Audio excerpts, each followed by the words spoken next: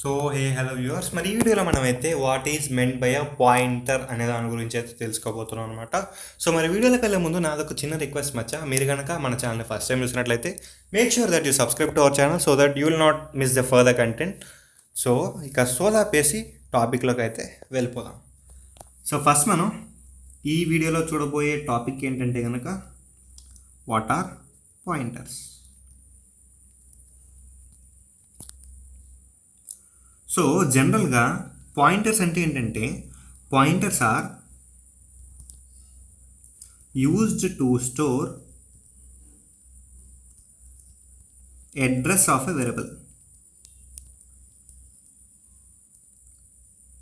So మనం రాసే ప్రోగ్రాంలో ప్రతి వేరియబుల్కి ఒక సర్టెన్ అడ్రస్ అనేది మన కంప్యూటర్ అనేది మనకైతే ఇస్తుందన్నమాట. సో ఆ అడ్రస్ని మనం తెలుసుకోవడానికి ఈ పాయింటర్స్ని అయితే మనమైతే యూజ్ చేస్తుంటాం. ఓకేనా? సో ఇక్కడ వచ్చేసి మనకి పాయింటర్స్లో కూడా there are two types of pointers, like integer pointers లేదంటే character pointers.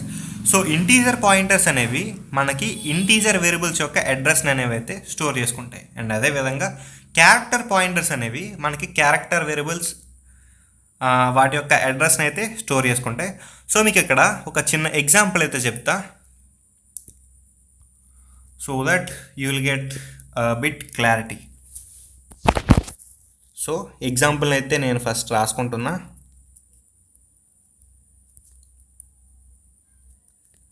include stdio.h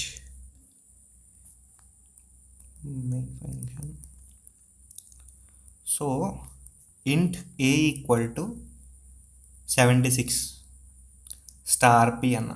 so పాయింటర్ని ఎప్పుడు కూడా మనం స్టార్తో రిప్రజెంట్ చేస్తాం అనమాట. డైరెక్ట్ వేరియబుల్ కింద ఇవ్వకుండా పాయింటర్ వేరియబుల్ని మనం స్టార్ ఇచ్చి రిప్రజెంట్ చేస్తాం. And p equal to ampersand of a. printf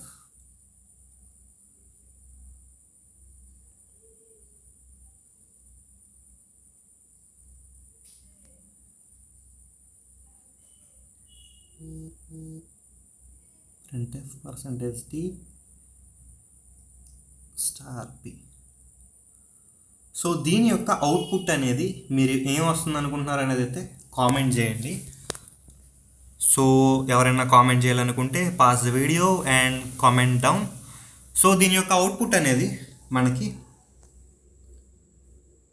some value 657421 ఏదో ఒక వాల్యూ అయితే ఒకటైతే వస్తుంది. అండ్ నెక్స్ట్ వచ్చేసి మనకి 76 అయితే వస్తుంది.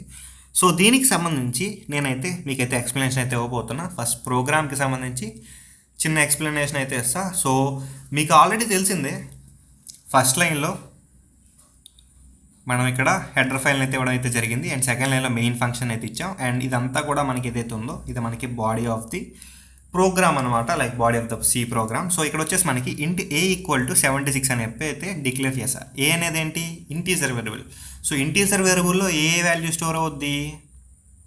ఇంటీజర్ వాల్యూ అనేది అయితే స్టోర్ అవుద్ది. సో ఇంటీజర్ వాల్యూ 76 అనేది వెళ్ళి ఏలో స్టోర్ అయితే అయింది. దాని తర్వాత స్టార్ పి అంటే ఒక పాయింటర్ వేరియబుల్ని అయితే నేనైతే డిక్లేర్ చేశాను.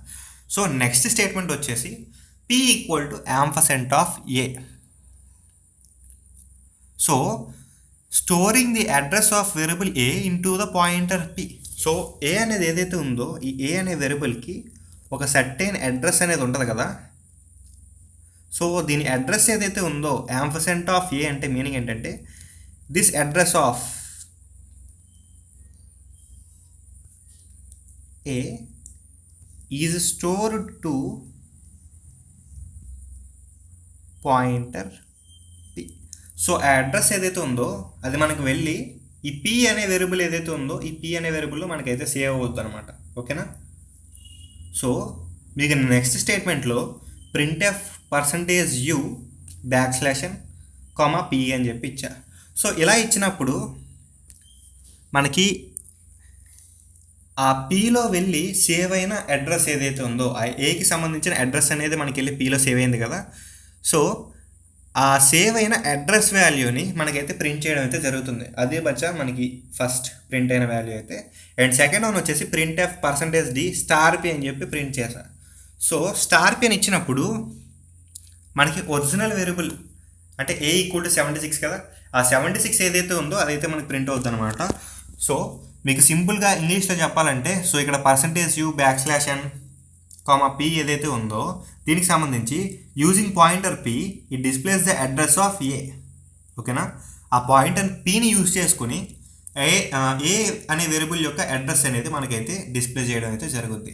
అండ్ సెకండ్ దాని కింద స్టేట్మెంట్ చూసుకుంటే మనకి ఈ స్టేట్మెంట్ అనేది చూసుకుంటే, ఈ స్టేట్మెంట్కి సంబంధించి using pointer p displays the value of variable a. ఆ పాయింటర్ pని యూజ్ చేసి లైక్ పాయింటర్ p యూజ్ చేసి మనకి ఏ యొక్క ఎగ్జాక్ట్ వాల్యూ ఎంత ఉంది అనేది డిస్ప్లే చేయడానికి ఇదనమాట. So take a note of them. Meet you in the next video. Till then, good bye.